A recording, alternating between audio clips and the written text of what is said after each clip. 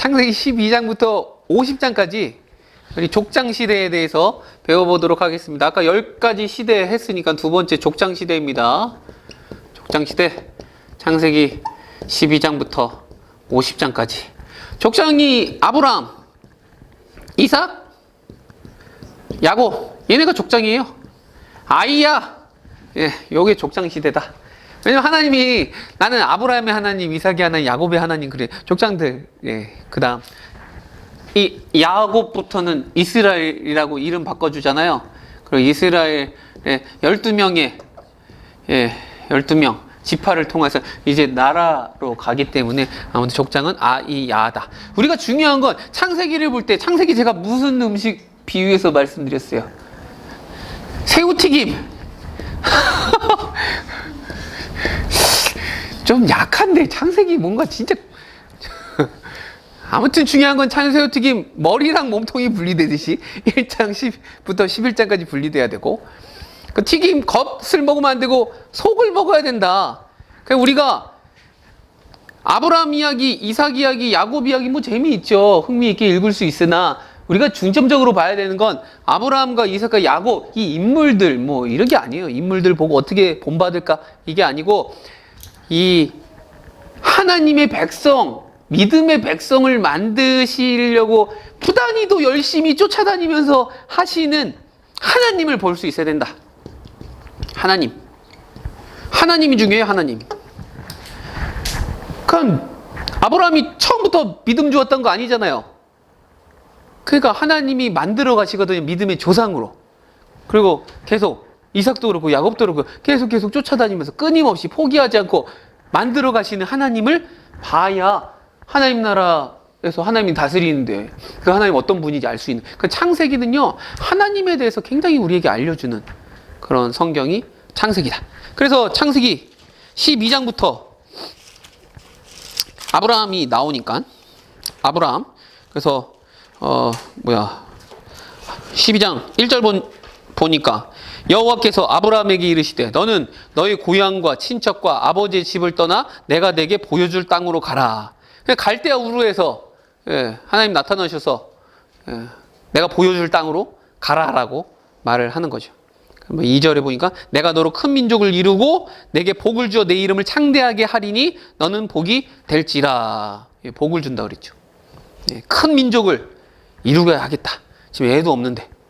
그래서 아브라함이 그 여호와의 말씀을 따라서 갔더라. 이걸로 시작을 하는 게 창세기 12장. 그러니까 하나님 나라, 바벨탑 11장에서 바벨탑 사건이 있었잖아요. 세상 나라랑 안 되겠는 거야. 그러니까 세상 나라와 대적해서 싸울 수 있는 나라를 만들어야 되는 그 하나님 나라인데 그 첫 사람으로 아브라함을 택하셨다. 그래서 창세기 11장 요 뒷부분 그 바벨탑 사건 이후로 보면 족보가 쭉 나와요. 족보. 11장 10절부터 셈의 족보가 나오고 27절부터 보면 데라의 족보가 나와갖고 이제 아브라함이 나오게 되는 것입니다. 아무튼 족보가 나오더라. 족보 얘기 잠깐 하고 갑시다. 여러분 성경에 보면 족보가 자꾸 나오거든요. 이거 참 어려워. 여러분 족보를 읽으면서 은혜 받기 쉬워요? 안 쉬워요? 우리 집에도 족보, 우리 아버지 집에 족보가 있는데 버렸나 모르겠네. 요즘은 족보가 잘 안 띄어지죠. 족보 진짜 재미없는 책이야. 이름만 줄고 나오고. 성경에도 근데 가뜩이나 안 읽는 책 족보를 이렇게 군데군데 넣어갖고 성도들로 하여금 성경 읽을 맛이 뚝 떨어지게 하더라. 근데 족보 굉장히 중요한 것입니다. 왜냐면 족보는요 모든 성경의 이야기를 다 말할 수 없어요. 그래서 첫 번째 족보로 쓴 이유는 이걸 요약하는 거예요. 요약. 족보의 형식으로 쭉 요약을 하는 게 이 족보다라는 것이죠. 그 이후에 세대들이 어떻게 지났는지. 근데 요약을 하긴 하지만 이게 진짜 문자 그대로 그렇게 됐는지 잘 몰라요. 그걸 정확하게 요약을 한 게 아니에요. 그러니까 그 사람들에 따라서 뭐 연수를 계산한다든지 이러면 안 돼요. 건너뛰기도 해. 히브리어 성경이에요. 자기 아들, 아버지 이렇게 말해도 아들이 진짜 아들이 아니고 손자도 아들로 똑같이 단어를 써요. 그러니까 손주인지 아들인지 이 몰라요. 그러니까 문자 그대로 족보를 가지고 그런 식으로 하는 거가 성경에서 족보를 쓰는 목적은 아닌 것 같다. 아무튼 요약을 확인해서 요약을 한다는 건 뭡니까? 새로운 스테이지로 넘어가서 어느 마무리 지려고 하는 게 요약이거든요. 그래서 족보라는 형식으로 성경이 다른 1장에서 2장으로 넘어가듯이 이런 스테이지 변화를 하는 게 족보다라는 거. 그 다음 족보를 하면서 중간에 나오는 사람들이 있어요. 그러니까 누가 누구를 낳고 계속 쭉쭉쭉 나오지만 중간에 멈추고 설명하는 인물들이 있기 때문에 그 부분을 잘 우리는 읽어야 되는 것입니다. 여러분 창세기 5장에 보면요, 아담의 족보, 아담의 계본이라 그러면서 쭉 아담부터 쭉 나오거든요. 그러다가 창세기 5장 21절에 보면 누가 나오냐면 에녹이 나와. 누가 누구를 낳고 누구 자손을 낳고 몇 세까지 살다 죽었더라 이렇게 쭉 나오다가 에녹이 나왔는데 이 에녹은 죽지 않고 살았네. 그래서 365세를 살다가 하나님과 동행하다가 죽지 않고 하늘로 올라갔어요. 걔 아들, 에녹의 아들이 969세를 산 가장 오래 산 무두셀라인데, 아무튼 에녹 얘기가 중간에 나오더라. 근데 에녹 이야기를 그냥 부록처럼 적어놓은 게 아니고 굉장히 중요한 의미가 있어요. 왜냐하면 창세기 5장은요, 하나님 앞에 죄를 짓고 에덴 동산에서 쫓겨난 아담과 하와 그 후손들 아닙니까? 선악과를 따먹어서 반드시 죽는다 그랬잖아요. 아담이 930살을 살았어. 웬만하면 900살 넘겨. 많이 살아. 근데 결국엔 영원히 살아, 안 살아요? 안 살고 죽었거든요. 그러니까 죽는 거예요. 그래서 아담이 누구를 낳고, 패턴이 이래. 누구를 낳고 몇 년 동안 살다가, 자녀를 낳으면서 몇 년 동안 살다가 죽었더라. 계속 반복돼요. 그러니까 이 족보를 볼 때 창세기 5장 족보는 특별히 죽고 계속 죽어요. 근데 감사한 건 뭐냐, 에녹이 딱 중간에 팍 박혀갖고 그 죽음의 연골고리 예외가 있지롱 이러면서 예외가 있어. 죽지 않아. 그게 뭐예요? 하나님의 은혜를 받고 하나님과 동행하잖아요. 그럼 죽지 않고 올라가는, 우리 여기서 소망을 보는 거죠. 계속 죽어. 얼마나 소망이 없어요. 야, 진짜 하나님 말씀대로 다 죽는구나. 반드시 죽는구나. 그러나 하나님의 자비와 은혜, 긍휼로 인해서 사는 사람도 있네? 요걸 보여주는.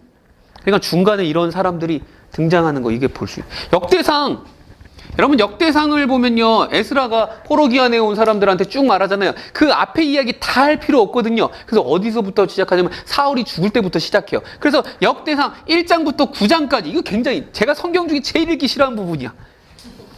저도 읽기가 싫어. 이름 겁나 많이 나오고, 아담부터 시작해. 아예 얘는 원래 아브라함부터 시작해야 되거든요. 뭐 또 이스라엘. 근데 얘는 아담으로부터 시작해. 그러니까 아담부터 족보가 쭉 나와요. 사울까지 쭉 다윗 얘기하려고 하는 거죠. 근데 대상 4장 9절 10절에 보면 누가 나와요? 야베스라는 사람이 나오거든. 옛날에 야베스의 기도를 해갖고 겁나 책을 많이 팔아먹었어. 되게 은혜가 되는 책입니다. 짧은 책이지만 이 야베스가 나와. 그러니까 중간에 이렇게 족보 쭉 하다가 중간에 그 틀을 깨고 나오는 사람들에 우리는 집중하면 된다. 그러니까 제가 볼 때는 그냥 성경 족보 나오면 대충 읽으셔도 된다. 너무 발음하기 힘든 이름들을 보고 그렇게 읽고 있어요. 그냥 눈으로 쭉 보고 넘겨도 된다. 그래서 요약하는 거, 그리고 중간에 이런 사람들이 있으면 그 부분 되게 특별하구나 싶어서 보면 된다. 그리고 이게 제일 중요한데, 세 번째, 족보를 보는 팁인데, 족보는요 결국에는 방향을 바꾸는 거. 방향을 바꿔서 맨 마지막에 누구냐, 지금 누구 말하려고 이걸 쭉 족보로 하느냐, 이게 중요하거든요. 그러니까 창세기 5장 족보는 뭐야? 아담부터 시작해 누구를 말하려고 하는 거야? 결국 노아 말하려고 하는 거예요. 노아. 네, 노아 말하려고.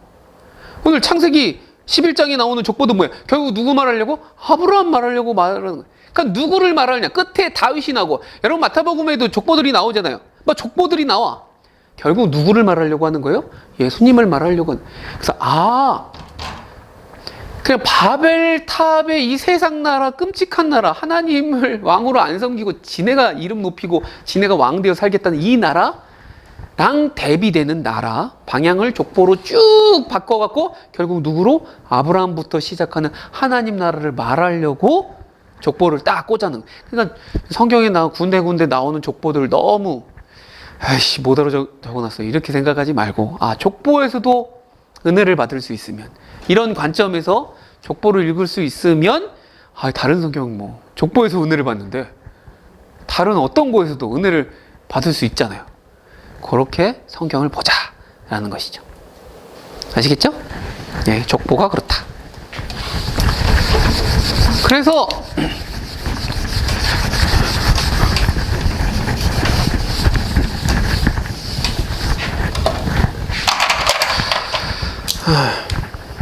창세기 12장부터 50장까지 아브라함이 나오고 이삭이 나오고 야곱이 나오더라. 이게 족장들이 나오더라. 그리고 이제 야곱부터 시작해서 요셉 이야기 이게 굉장히 길게 나오지만 애굽에 들어가야 되니까 총리로 꿈 해석하고 막 노예로 팔리고 그러니까 다들 기구한 삶을 산 것 같아요. 근데 여기에 핵심은 뭐라고요? 이 인물들이 아니고 하나님이다. 하나님이 도대체 어떤 분이냐? 천지를 만드신 우주보다 크신 하나님인데 이 한 사람 한 사람을 만들려고 굉장히 부단히도 애쓰고 노력하고 쫓아다니고 막 그러시는구나 라는 걸 우리가 성경을 통해서 볼 수 있다라는 것입니다. 이게 뭘 뜻하냐면요, 항상 하나님은요 하나님 나라라고 하는 하나님 나라를 이루시려고 하는 거잖아요. 결국에는 이게 구속사거든요. 구속사. 하나님 나라를 어떻게 이루실까? 근데 그 역사, 하나님 나라의 역사를 누구를 통해 일하시느냐? 하나님 능력 겁나 많지만 누구를 통해 일하느냐? 사람을 통해 일하려고 하는 거예요. 사람. 능력 많은 사람 아니고 믿음의 사람. 하나님 의지하고 믿음으로 하는 사람을 통해 일하려고 그냥 하나님이 혼자 독고다이로 다 행하시는 거 아니에요. 늘 사람. 시간 되게 오래 걸리거든요.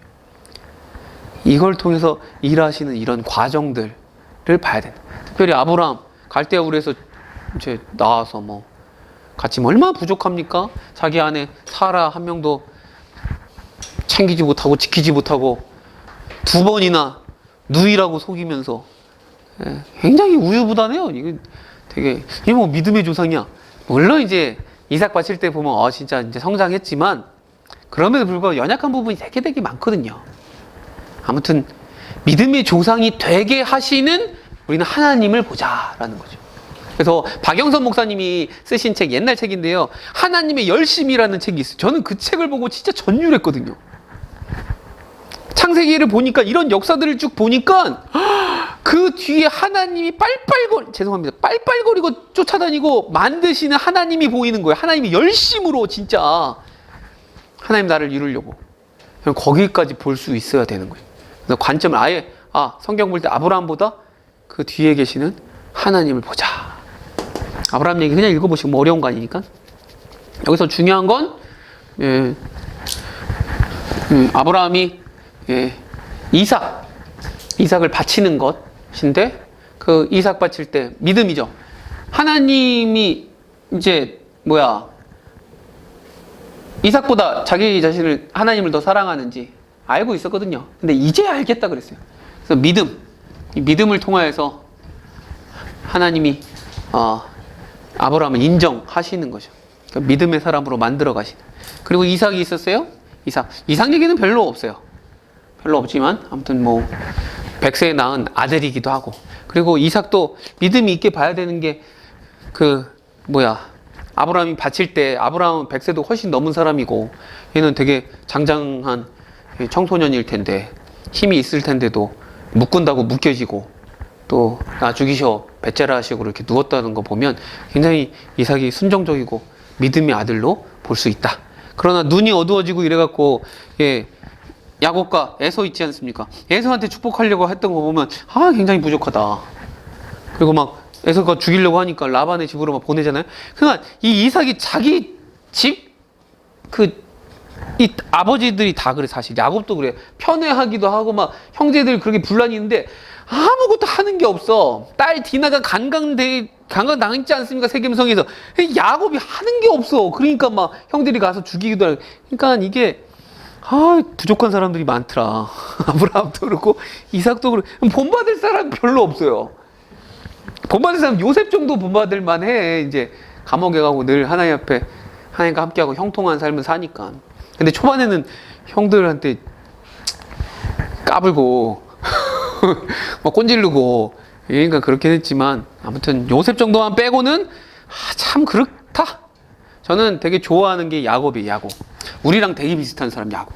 야곱을 읽으면서 저는 진짜 은혜를 받아요. 특별히 야곱이요, 속이는 자라는 뜻 아닙니까? 늘 경쟁하면서 살아. 경쟁. 얘는 경쟁해. 뱃속에서 쌍둥이 이 에서 형이랑 먹는 거, 원래 뱃속에서 쌍둥이 있을 때 막 태에서 싸우기도 하잖아요. 예. 세상에 나오기도 전에 뱃속에서부터 경쟁해. 더 많이 먹어야 되니까. 그런 경쟁하는, 그래서 속이는 자, 어떻게든 수단 방법 가리지 않고 속여서 장작 것도 뺏고 막 이렇게 하는 건데, 하나님이 이거를 속이는 자가 아니고 야곱이 아니고 얘를 철저하게 망가지는 게 아니고 계속 연단시켜갖고 야곱 속이는 자로 살지 않고 하나님과 겨루어 섬기는 이기는 자로 삶. 그게 이스라엘이에요. 이스라엘. 그래서 아예 이름을 바꿔주시는데 그 야복강가에서 하나님이 야곱과 씨름하시면서 야곱의 환도뼈를 치고 절개하시면서 아무튼 고집을 꺾는 것이죠. 끝까지. 아무튼 이런 장면을 볼 때에 야, 하나님 진짜 있습니다. 나 같으면 야곱 가고 그 밤에 야곱하고 막 씨름 레슬링을 하면서, 제가 우진이랑 레슬링 하면서 몸으로 놀아줄 때 막 주짓수 할 때 되게 힘들거든요. 요즘에 유진이가 얼마나 힘센지 몰라. 막 이겨 먹어요. 막 그래, 애랑 놀아주고 되게 힘들어. 막 땀나고 아빠가 막 놀자 이러면 야, 니네끼리 놀아. 이제 귀찮다. 형이랑 놀아. 막 이렇게 하는데, 와, 하나님이 아브라함을 막 쫓아다니시고 막 누이라고 하고 애굽에 막 위험할 때 막 바로 막 막아주시고 살려주시고 막 이랬던 하나님. 이삭은 별로 한 게 없어. 우물 파고 막 이랬던 이야기. 야곱은 진짜 늘 쫓아다녀야 돼. 되게 손이 많이 가. 지켜주고 막 씨름하고 막 지켜주고. 요셉하고는 포로로 잡혀갈 때, 애굽에 종으로 팔려갈 때도 함께 하시고, 그 보디발 장군의 집에서도 함께 하시고, 감옥에 가셔도 함께 하시고, 함께 하신 하나님을 볼 수 있는 것이죠. 때가 될 때까지. 그래서 이런 하나님의 그 계획, 그 사람을 다루시는 것, 이런 것을 통해서, 창세기를 통해서 하나님을 알자. 하나님 알자. 우리 하나님 정말 좋으신 분이구나. 자비하신 하나님이구나. 이걸 족장시대를 통해서 알 수 있다. 이렇게 창세기를 마치면 되겠습니다. 창세기는. 아시겠죠? 질문 있으세요? 질문. 창세기 12장에서 50장까지. 이건 별로 질문할 게 없어요. 성경을 읽어보시면 되고, 물론 성경에 논란거리 되는, 좀 논쟁이 될 만한 이런 난제들, 어려운 질문들이 있긴 한데, 그런 것들은 뭐 나중에 오늘은 우리는 큰 맥을 통해서 볼 거니까 요 정도 보도록 하겠습니다. 아시겠죠?